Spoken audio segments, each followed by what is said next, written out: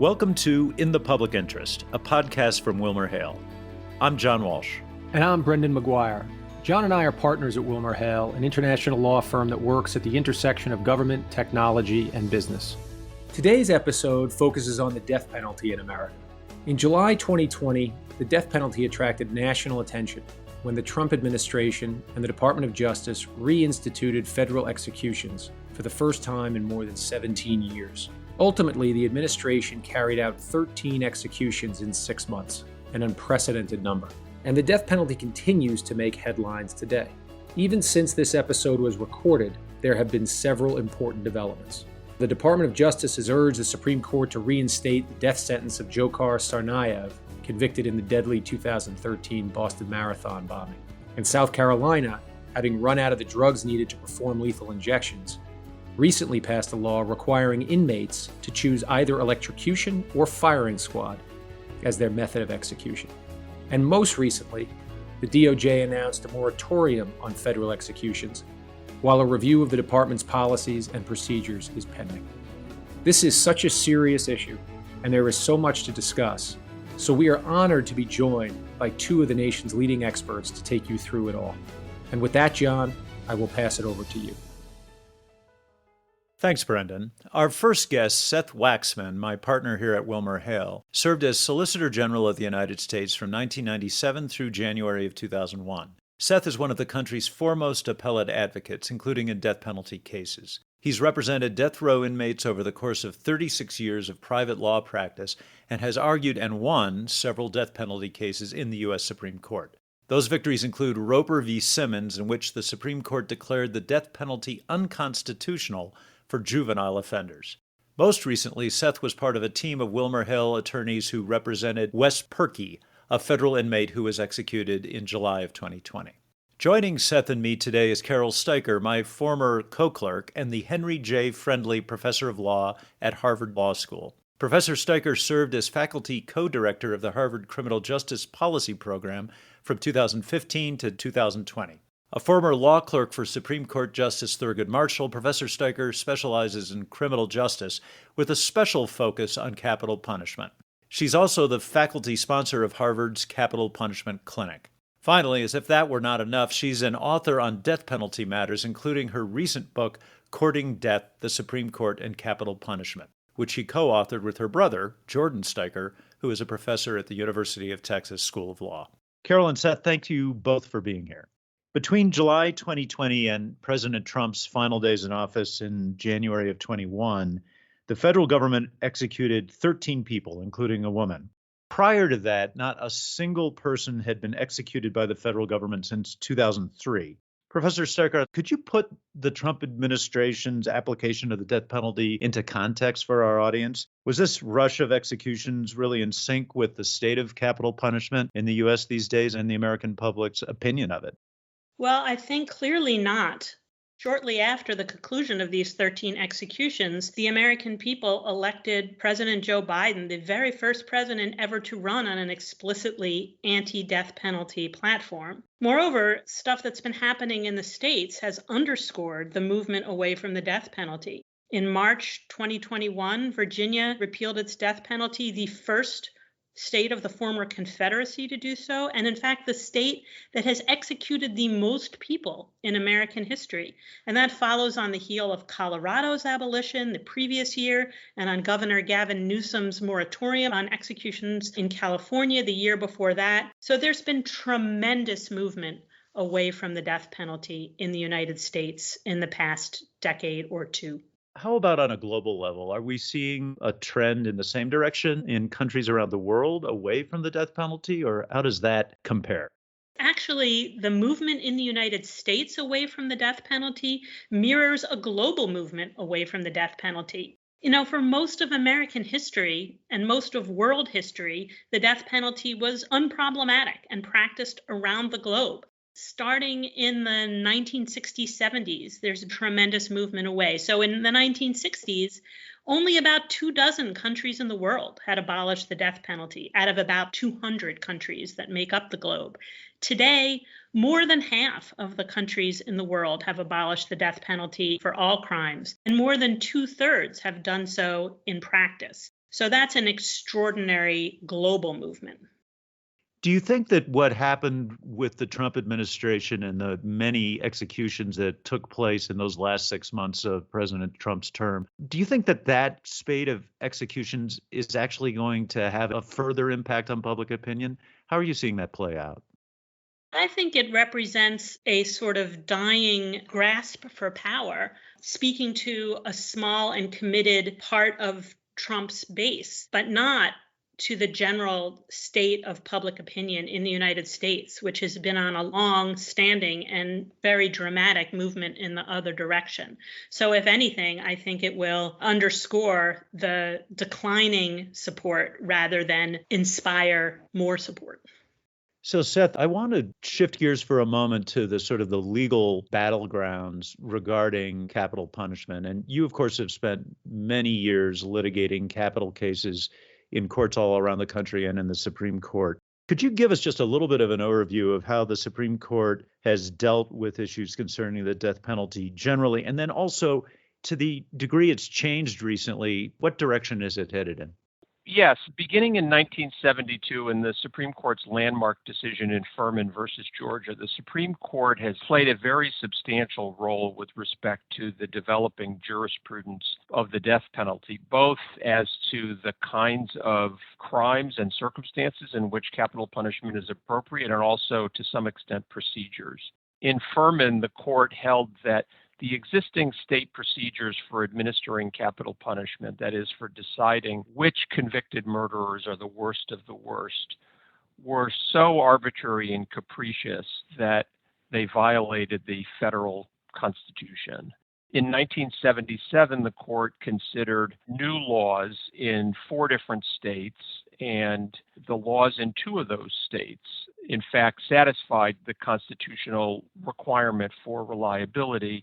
And those laws have been the model ever since. And the Supreme Court has decided a lot of cases on its full merits docket. They decide to grant review, the parties brief the case, there's a full argument in the case, and the Supreme Court issues, an opinion explaining what its decision is and the rationale for its decision. There has always been a lot of adjudication in the Supreme Court on the shadow docket, which is issues that are presented to the Supreme Court that are just decided by summary order. That is, without an opinion, without real briefing and argument, and without even an indication of which justices voted which way. And in the capital cases, this comes up a lot because ordinarily there are last-minute requests for stays of execution that oftentimes are filed within 24 hours of the scheduled execution taking place.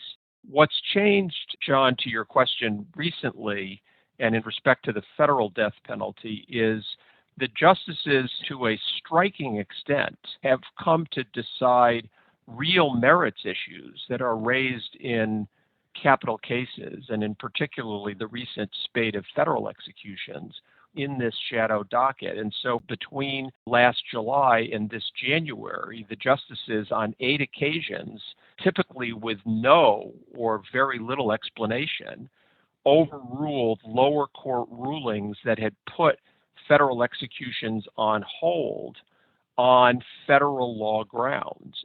This sort of muscular application of the court's so-called shadow docket in the capital realm has actually been mirrored by a sort of more general trend that the court recently has engaged in, often at the request of the previous administration, to issue injunctions that have changed the status quo without full merits consideration.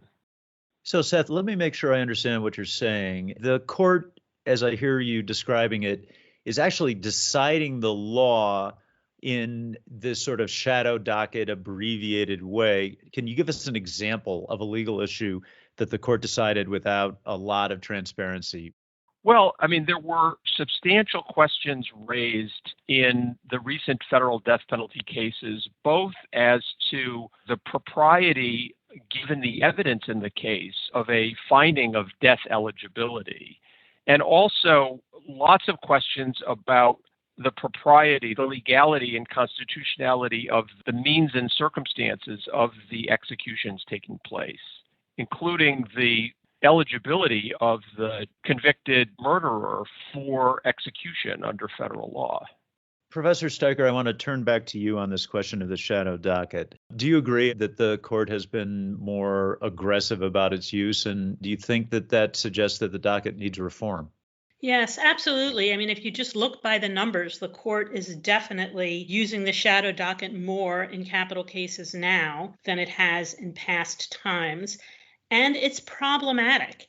It's problematic on a number of grounds of just the kinds of things that we think make for good legal decisions. So the parties are not really given an opportunity to be heard on these issues. So even if we're not going to have full briefing and argument, there could be some opportunity to flesh out the issues. And transparency. The justices are not even signing these decisions. We don't know who is voting which way. There, therefore, is no real accountability for the justices here. There's no deliberation. The justices are not even sitting in a room together. And I think one of the things that has been most troubling in this recent spate of cases is that the lower courts had imposed stays in a number of these cases on the grounds that the lower federal courts wanted to consider the issues fully. And the Supreme Court lifted those stays without giving any deference to the lower court's desire to hear the cases and give considered decision-making in these cases. So all of those things could be changed. That's kind of low-hanging fruit. Is there something Congress could do to force a different approach at the Supreme Court level? Sure, Congress can address all of those things. It could change the standard for deference to lower courts' stays and make it more like the kind of deference that the court gives to state courts when they uphold death sentences in their own states. And they could give deference to lower courts who want to hear and give considered judgment. And they could require the court to sign its opinions or meet before deciding important issues of life or death.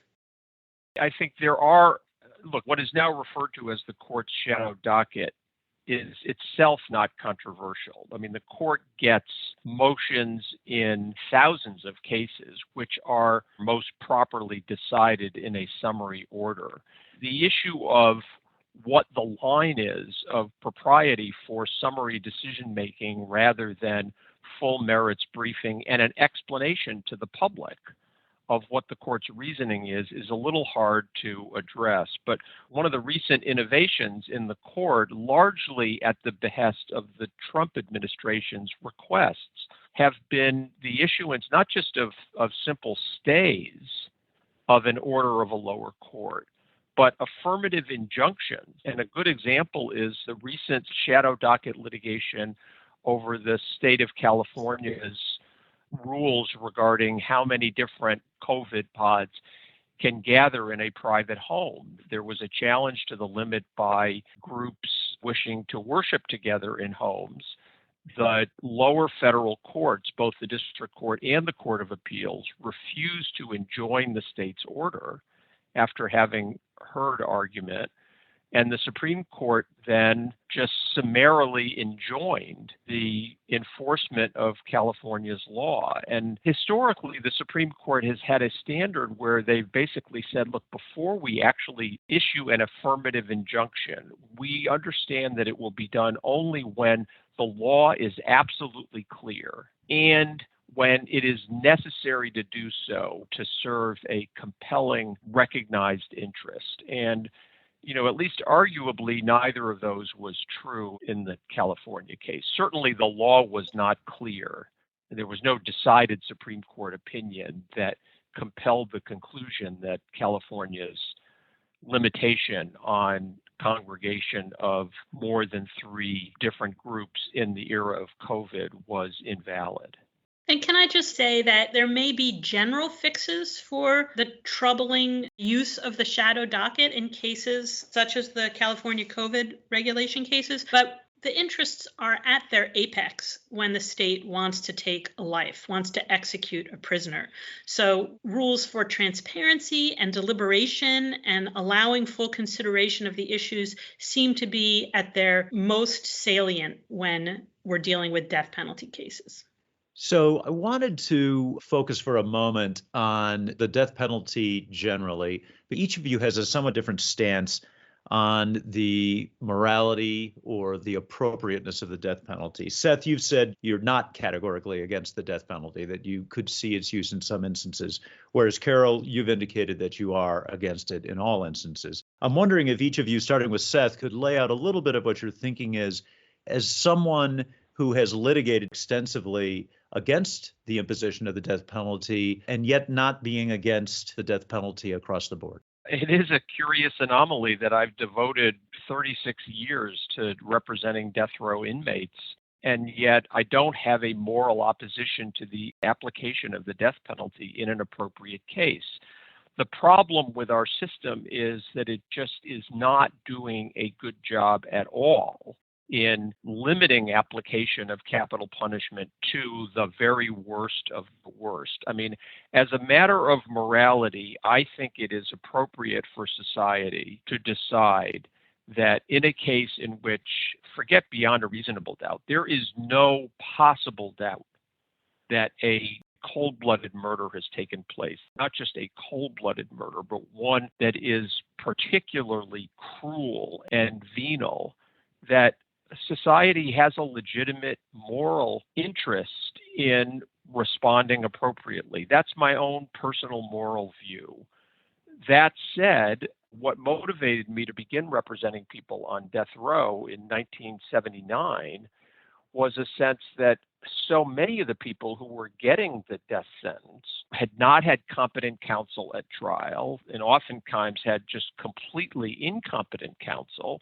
And their trial was so infected with procedural errors that operated to their prejudice that it was impossible to say that their conviction and sentence of death really reflected a societal judgment that this was really someone who was the worst of the worst. And it's a very, very big problem in terms of the administration of the death penalty in our country. Professor Steiker, I know you have a strong view on this subject and well thought out basis for us. Could you give us a sense of your moral opposition as well as your legal opposition to the death penalty? I would say that my opposition is political as well as moral. I don't think it's an appropriate relationship for the state to have with its citizens to take onto itself the ability to take life. I think in certain emergency circumstances like war, the state has the power to take life, but it should be only when it's an emergency and there's no other option. And it's clear, and it couldn't be more clear today, that it's not necessary to have the death penalty. Every single one of our peer countries in the world, every single other Western developed democracy has gotten rid of the death penalty. And in fact, all of them have lower homicide rates than the United States does. So it's certainly possible to get rid of the death penalty and not need it to have a functioning society. And given that we don't need it, this is where the moral argument comes in. If it's not a necessary punishment to have, then it's really just unnecessarily cruel to take away life. And it's not only cruel to those who are executed, I think it's bad for the rest of us to engage in punishments that are unnecessarily cruel. One of the things that I have always been struck by in just my reading on the death penalty is the disproportionate impact that it has on Black Americans and other racial and ethnic minorities. One of the things I know, Professor Steiker, you've spent time on is just that question of racial impact and how the process has a disproportionate, disparate impact. Could you talk a little bit about that? Yes, that's an excellent question, John. Study after study after study has shown that race plays a really substantial role in the American capital system, that discrimination against defendants charged with capital crimes who are Black or other minority races exist, and discrimination in favor of victims who are white and against victims who are non-white.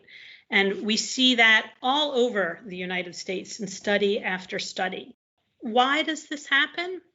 Part of it, at least the discrimination in favor of white victims, has a lot to do with who majority race jurors feel that they can empathize with. It's maybe perhaps not even conscious, but especially in capital cases where we allow the jury to hear very emotional testimony, what's called victim impact evidence, where the loved ones of the murder victim appeal to the jury. That is going to feed into bias, whether conscious or unconscious.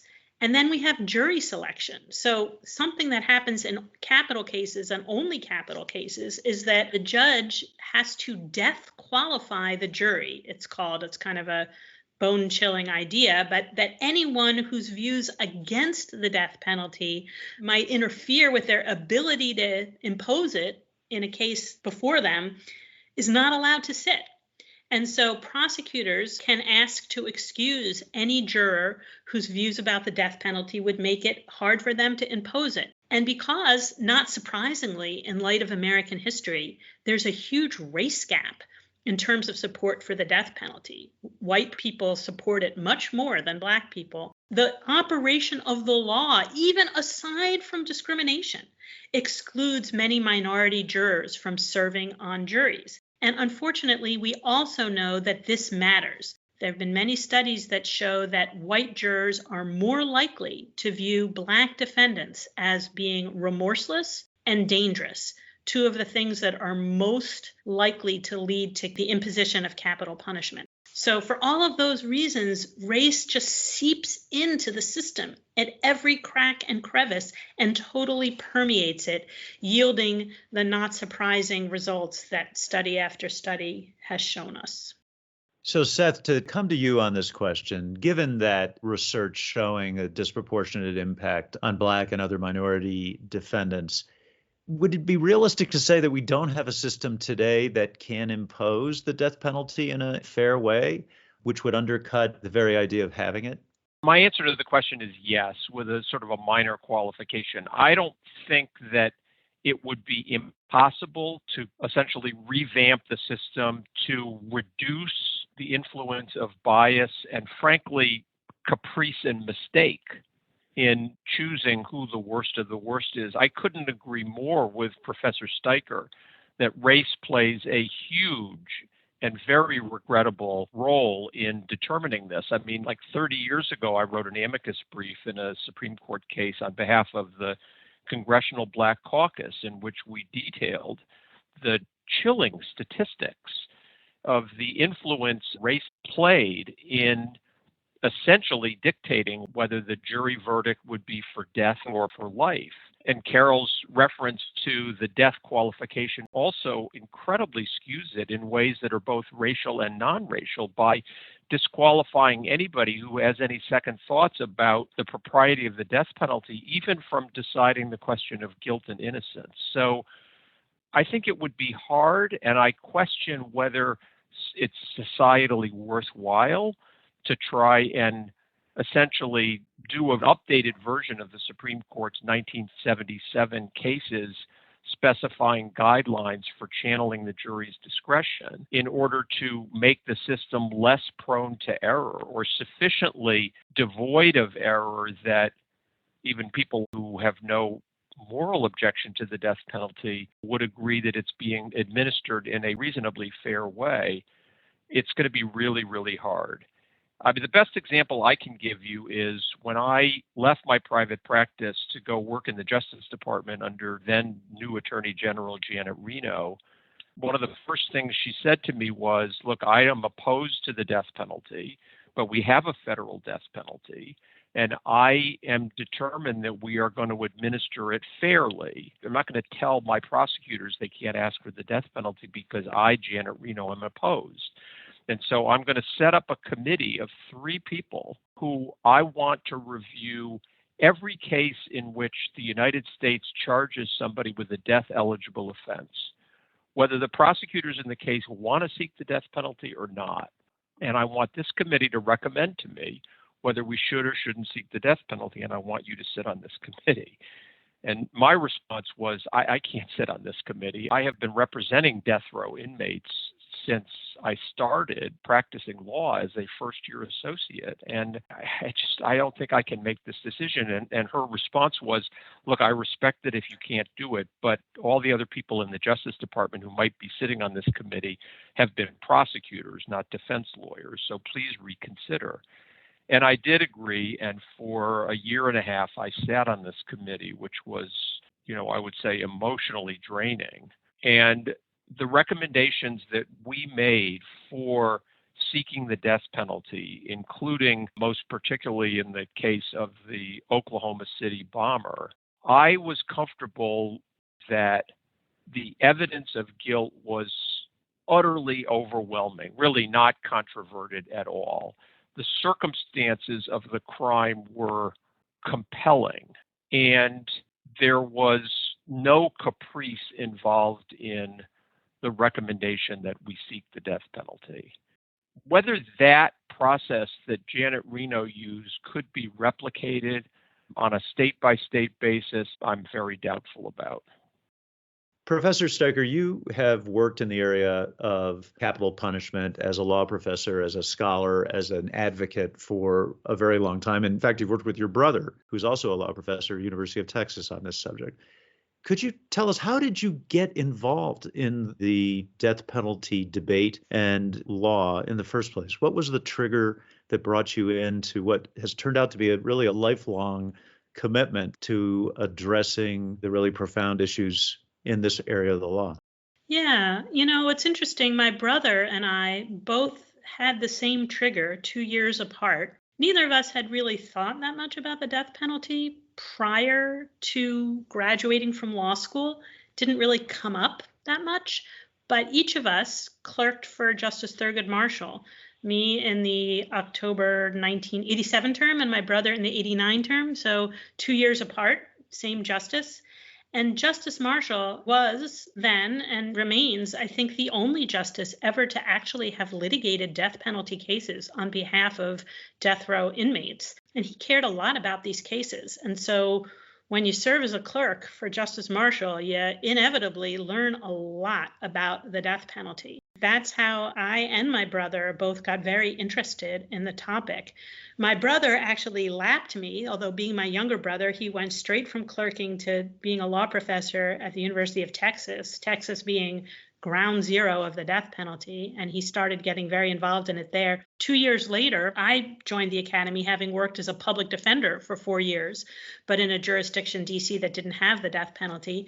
And when I joined the academy, my dean said, we need you to teach criminal law and criminal procedure and an elective of your choice. And the elective of my choice, it was natural to turn to the death penalty. And so Jordan and I both teach courses on it, have litigated together, do law reform projects together. And since I'm on your podcast, I'll plug my books, have published 2 books on the death penalty, as you mentioned in your introduction. And Seth, how about you? What brought you into the death penalty litigation world? So when I was in law school, I took a job as a research assistant for a law professor, Charles Lund Black, who people in the law know is really a seminal figure in American law. And it happened to be the academic year in which the Supreme Court was deciding these post-Furman cases in 1976. And Professor Black, who was not principally a criminal law scholar, but was a constitutional law scholar, was just outraged at the Supreme Court's decisions. And he decided to deliver a lecture at the University of Texas Law School, which in a teeny way I helped him with. And that lecture ultimately became a book that he published in 1986 called Capital Punishment: The Inevitability of Caprice and Mistake. And working on that project with Professor Black was a real eye-opener. When I went into private practice, I was determined to devote a quarter of my time to pro bono matters, and an area of interest that I had was the representation of people on the now growing death row, since it was 2 years after the Supreme Court had sort of revitalized the death penalty. And so I didn't really know how to go about doing it. but I put a telephone call into Professor Anthony Amsterdam, who actually argued and won Furman versus Georgia, and I knew was involved in these cases. And I just said, I just started practicing law a couple months ago, and I would like to be involved in death penalty litigation. I worked with Charles Black. And Professor Amsterdam, who didn't know me from Adam, said, "Where will you be in 10 minutes?" And I said, I'll be at my desk. And sure enough, 10 minutes, I got a telephone call from Jack Boger, who's the most recent former dean of the law school at UNC, but then worked for the NAACP Legal Defense Fund, and said, "Well, Professor Amsterdam just called me and said you'd like to take some death penalty cases. How many would you like?" And I started with one, convinced my law firm that I should be allowed to do this, and that was the start of it. And that case, my first case, was such an appalling circumstance that it sort of propelled me to make this, a real focus of my pro bono practice. That first case with appalling circumstances seems to have had an enormous impact on your practice in this area. Could you tell us a little bit about that case and what it showed you? Sure. It involved, this was the third person to be given the death penalty in Georgia after it was reinstituted in 1976. The defendant's name was Jack Carlton House. He was the father of two little girls. He had no prior criminal record. He was white. He was tried and convicted for the murder of two 7-year-old boys in an urban park in Atlanta. When I said yes and I got the case, they sent me the trial transcript to read. And I started reading the trial transcript, and I noticed two things that were just very puzzling. First was that the defendant himself was the only defense witness. The defense lawyer put the defendant on and just asked him to tell the jury what he was doing that day and what happened that day. And the transcript goes on for pages and pages and pages without any questions. But there was a reference in the transcript that said, whereupon Mr. Atkins, who was the defense lawyer, left the courtroom, and the defendant kept testifying. Then, like 4 or 5 pages later, there was a reference to Mr. Atkins coming back in the courtroom, not asking any questions. And then when the jury adjourned and came back with a verdict of guilt, no other defense witnesses presented at all. No effective cross-examination of the state's witnesses by Mr. Atkins. And the judge then said, well, we're now going to move to the penalty phase. Mr. Atkins said, "I beg your pardon, Your Honor." And the court then explained that under the Supreme Court's new jurisprudence, under Georgia law, sentencing would be decided in a separate proceeding following whatever evidence the defense wanted to present. And Mr. Atkins had no defense. The only thing he said to the jury at the sentencing phase, after having provided no defense whatsoever at the guilt-innocence phase, was he said, "Ladies and gentlemen of the jury, justice is mine, saith the Lord." And that was his full argument to the jury about why his client shouldn't be executed. That just seemed to me to be a complete absence of lawyering. And so I got in my car and I drove down to Georgia. And I started by interviewing Mr. Atkins about what was going on. And he explained to me that the reason he had left the courtroom was that he had not put his car in a parking lot and he needed to put more money in the meter while his client was testifying. And that he, in fact, did not realize that Georgia law had a separate sentencing phase at which he could offer evidence. And he had not prepared any evidence or talked to the defendant about what to do. And I then started an investigation, and I found, among other things, 2 different women who were at-home moms whose houses and yards bordered the little urban park where this occurred. And they knew Jack House from the neighborhood, and they remembered Jack House as having been through their backyards that day at a time in which it would have been impossible for him to have committed the murders. And I sat there in their kitchens and listened to this and thought to myself, this is just appalling. And I asked them whether they knew about the trial, and if this were the case, why, when they heard this evidence, they didn't come forward. And they told me that they had talked to each other and decided that they had to come forward and went to see the prosecutor and explained that that couldn't be right.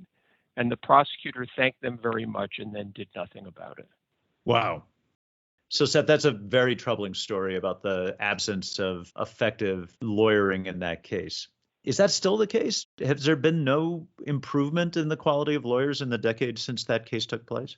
Yes, things have gotten better in the sense that many states and many local jurisdictions now have systems in place for appointing ordinarily two counsel to represent defendants that are charged with capital crimes.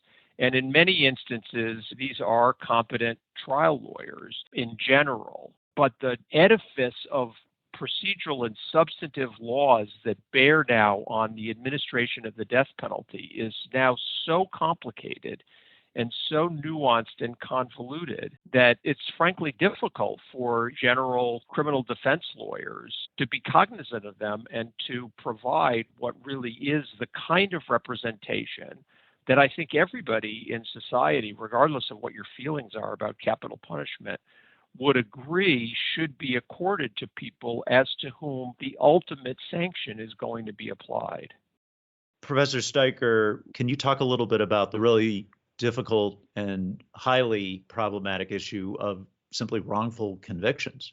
Yes, it's one of the issues that has moved the most people who, like Seth, are not morally opposed to the death penalty, but who worry about the way that the death penalty is imposed, the concern that the death penalty might be imposed on someone who's not actually guilty of committing the crime for which they've been charged. And there have been countless cases now, in the hundreds, of people who have been exonerated from death row, some of them only hours away from their scheduled executions. And this concern about wrongful conviction has played into a lot of the gubernatorial moratoria that exist, to the state repeals of the death penalty that have taken place.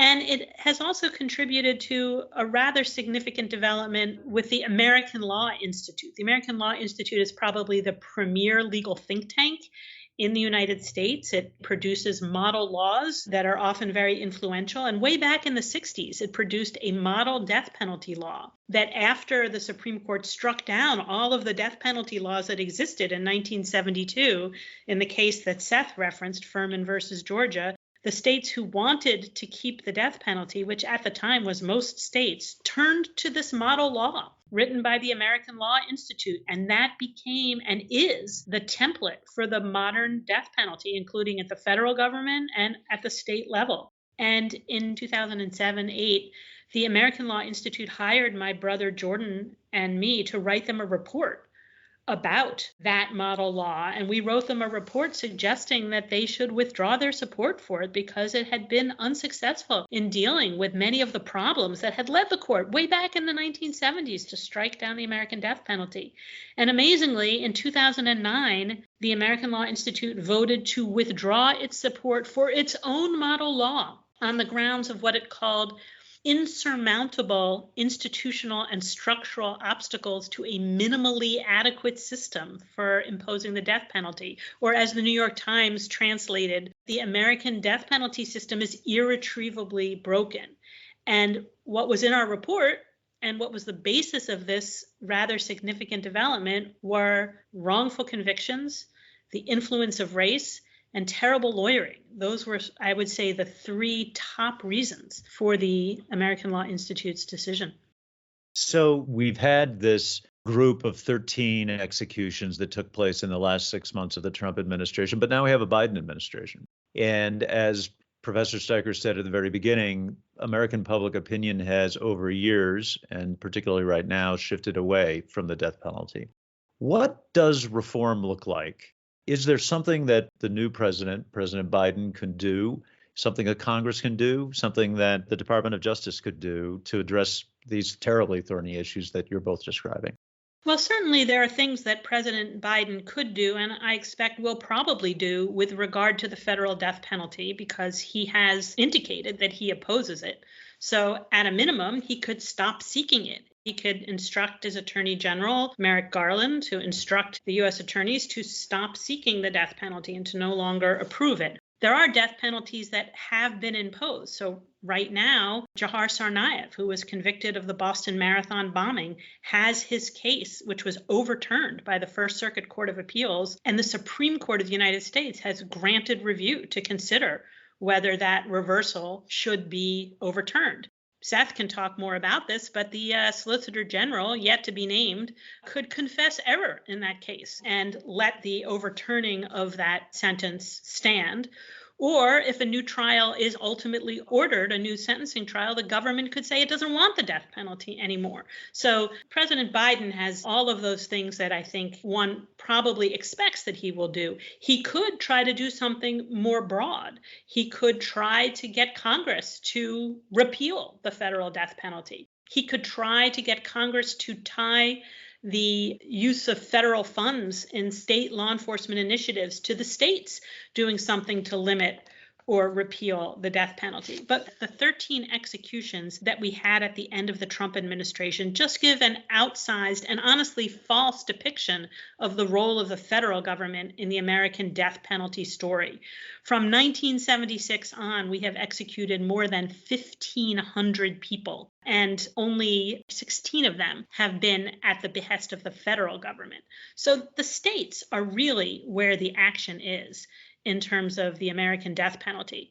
And states can repeal it, as Virginia and Colorado recently have done. State Supreme Courts can declare it unconstitutional, as the Supreme Courts of the state of Washington and Connecticut have recently done. State governors can declare moratoria, as California, Pennsylvania, and Oregon's have done. So there are many things that the states can do. And honestly, the state level is even not quite the right level, because the decision to seek the death penalty in individual cases lies with locally elected district attorneys. And there are many progressive prosecutors who have come into office who say they're not going to seek the death penalty. So there are many other avenues, state, federal, and local, at which the death penalty can be addressed and is being addressed. Seth, your thoughts on this? So I agree with Carol that, the president certainly has the authority, as under the Constitution, to instruct the Attorney General, to instruct federal prosecutors not to seek the federal death penalty. And it is true the federal government could exercise some influence over state prosecutions through the power of the purse by conditioning federal grants, law enforcement grants to states on meeting certain minimum procedural requisites in the administration of the death penalty. But generally speaking, Carol is absolutely right. The vast majority of death penalty proceedings in the United States occur at the state level at the behest of locally elected or locally selected independent district attorneys. And the federal government generally has very, very little sway over this. The Supreme Court's exercise of authority over this is limited to the provisions of the federal Constitution.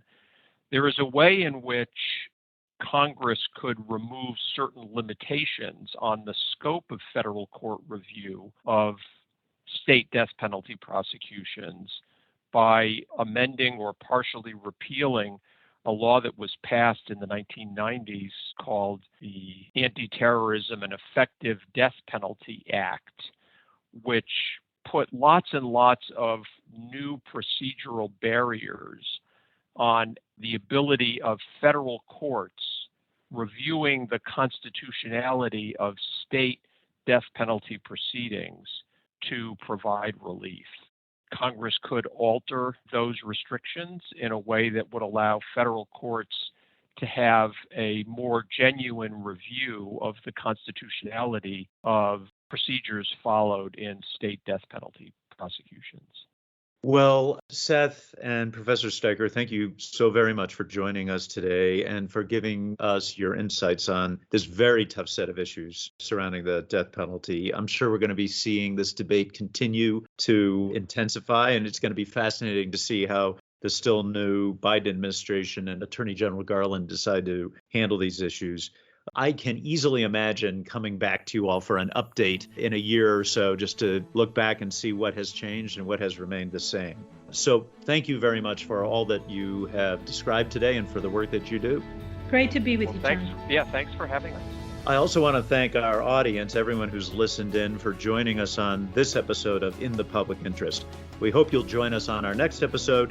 If you've enjoyed this podcast, please take a minute to share it with a friend and subscribe, rate, or review us wherever you may get your podcasts. So we'll see you next time on In the Public Interest. Thanks much.